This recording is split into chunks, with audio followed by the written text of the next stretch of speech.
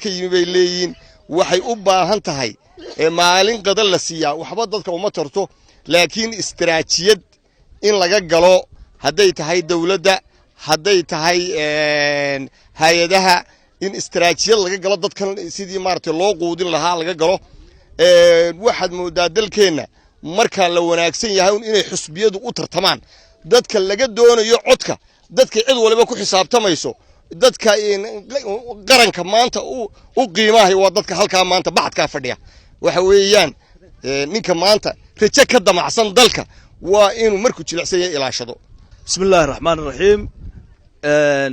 hadaan nahay odayaasha iyo madax dhaqameedka deegaanka ka soo jeeda degmada Sabwanaag gaar ahaan magaalada Qotan imika aanu nimi amba baxayagan wuxuu ahaa oo gurmad u ahayn dadka halkan sida ay ku aragtaan barakacayaasha ah ee buulasha ah ee intaas oo 100 oo qoys ah ee markaa kamarada lagu qabtay iyagu baahidooda halkan ka sheegteen ee ka hadlay ayaanu u nimi waxaanu doonaa dadkaas inay arkaan gudiga abaaruhu hay'adaha samafalka kuwa caalamiga iyo kuwa islaamka inay la soo gaaraan dadkaasi gurmad degdega horena wax gurmadaho dadka ugu yimi aba yaraatay ma jirto intii abaarta dheeraatay ee farabadatay ay wadanka ka jirtay marka waxaanu baaq iyo qayladaan degdega oo emergency ah oo serious aanu u direynaa kow gudiga abaaraha ee heer qaran madaxweynaha jamhuuriyadda Soomaaliland magacaabay inay dadkaasi si degdeg ah la soo gaaraan arintaasina iyagu indhahooda ay ku arkaan laba hay'adaha islaamiga hay'adaha caalamiga cid kasta wax caawin karta waxaanu leenahay dadka wax laga haraayay jirin بسم الله الرحمن الرحيم الحمد لله رب العالمين والصلاة والسلام على رسول الله صلى الله عليه وسلم هدي أرناهي أودياشا مدح dhaqameedka iyo odayaasha kale ee soo booqday kaamkan ay ku jiraan dadka soo barakacay iyo dadka deegaankan ah ee adduunyada maartay wixii ay haysteen ay ka baxday walaalayaal xaaladooda waa aragtaan cid kasta oo maartay muslima oo danqanaysa way maartay muuqaalka aad iyo aad bay uga xanuunsan kartaa caruurta yar yar ee baahan dadka xanuunsanaya dadka maartay roobabkooda ayaa ku jira maartay hiilaha iyo maartay meelaha yar yar ee waababka ah oo waxay ku dhex cunaan aanay haysan ayaa waxaanu baaq ka jeedinaynaa maartay baaq u jeedinaynaa qayladaan ah cid kasta oo ma garanaysay gacan geysata oo maartay hay'adku ay kamid yihiin hay'adaha maartay samafalka maartay gudida abaaraha ee madaxweynaha jamhuuriyadda Soomaaliland oo maartay magacaabay ee dawladda xukuumadda ku jirta walaalayaal dadkana waa dadkii mas'uulka ka ahaydeen waa dadkii dawladda u ahaydeen waa dadkii maartay Ilaahay subxaanahu wa ta'aala idin weydiinayay dhibaatada gaadha waxa weeyaan qofku markuu mas'uul yahay cidda uu ka mas'uul yahay maartay waa la weydiinayaa dhibaatada gaadha run ahaan gudida abaaruhu dadaal badan bay sameeyeen xaqiiqatan oo aan indha laga qarsan karin laakiin waxa weeyaan baaxadda abaartu ay leedahay ba aad iyo aad uga maartay uga baaxad badan waxaanu leenahay walaalayaal waxaad moodaa deegaankani deegaan la ilaabay inuu yahay oo runtii dadkani ay maartay la asha ay ku dhow yihiin marka waxaanu baaq diraynaa qayladaan ah in dadka la soo gaaro waxay galaan iyo waxay cunaan iyo waxay ma garanaysaa quutaan anigoo ku hadlaya muxuu haayay deegaanka magaalada Beliga Maxamed Daawud magacayguna yahay Cismaan Maxamed Yuusuf waxaan u sheegaynaa dadka halkan degan inay tabaalaysan yihiin oo dadkii ay yihiin xooluhu ay ka dhamaadeen kuna soo irkadeen muxuu haayay tuuladan kabaadigeeda haba yaraatee wax soo gaaray oo muxuu haayay gudda abaare tahay oo gudida qaranka muxuu haayay hay'adaha deeqaha bixiyaha kale muxuu wax u yimiba ma jiraan dadkan markaa waxay biyo iyo baatoono muxuu haayay ma haystaan oo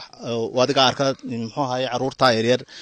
wax maartay adkaysan karaya maaha waxay ku noolaayeen waxay haayeen dad xoolo dhaqataa xoolihina way ka dhamaadeen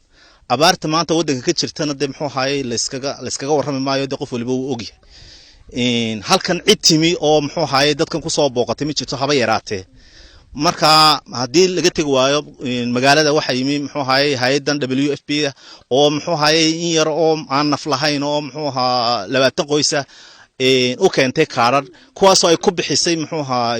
gadbad 50 kiilo oo qarmiici ah oo garowho cas oo aan ciidansan iyo 4 kiilo oo boorasha iyo 4 kiilo oo misra 2 kiilo iyo bad muxuu ahaa saliida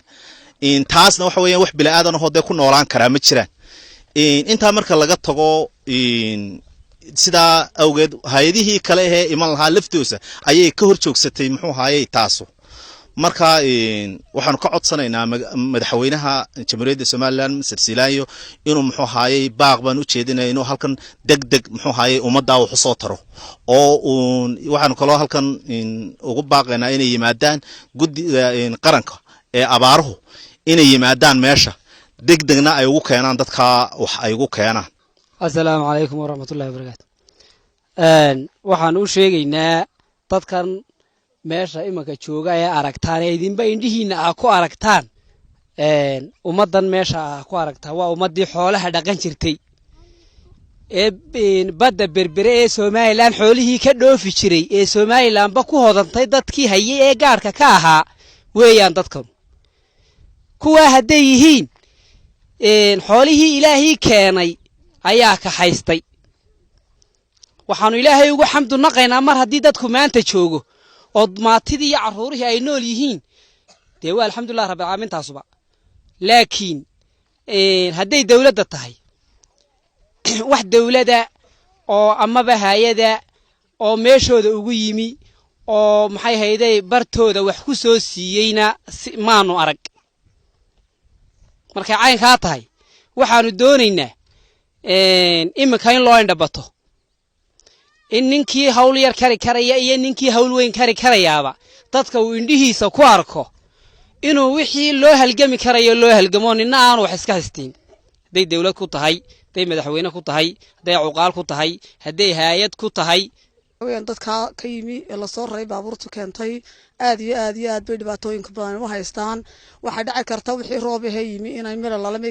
ay ka galaan ay waayeen dadkaas dhibtoodu way fara badan tahay qaar baa inta arkaysaan ee halka taagan imka ku dhalay meesha arkaysaan oo hadana ilmihii meel ay u cararaan waayay dhibtaas aad iyo aad bay fara badan tahay waxaan oran lahayn dawladda haday tahay cilmaadiin haday tahay intii ka hadli kari lahayd ba aad loo eego hadaas hay'adaha samafalka ay ku soo taakuleen karaan wixii ay kari karaanba dadka arkaysaan caruurta yar yar ee halka joogta ee wada dhiig beeshay wax allaala wax ay hayaan oo taakulihi ma jirto hay'ada noo timina inta uu idin sheegay inanku ayay nagu taakulaysay intaana wax allaala wax ay ka degaanba waan weynay oo malqi karaan